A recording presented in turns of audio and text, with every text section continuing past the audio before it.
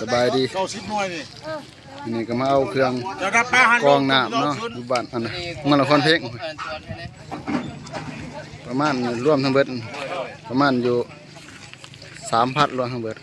กรองน้ำอยู่มันละครเพลงมาเอากับร่วมหลายบาทอยู่ประมาณ30 บาทยังเหลือ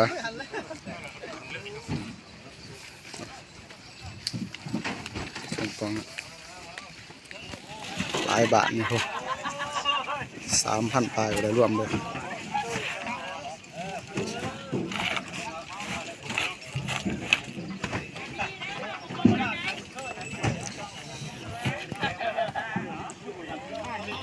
กลุ่มนี้ก็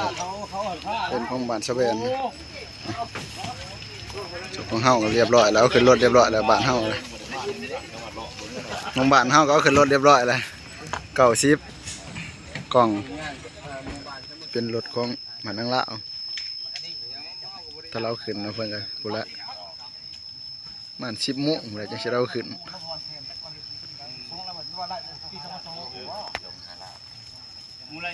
เอาเด้อมาฮอดแล้วมาเด้อฮอดบ้านแล้วฮอดบ้านโพธิสวรรค์แล้วมาเอาเด้อ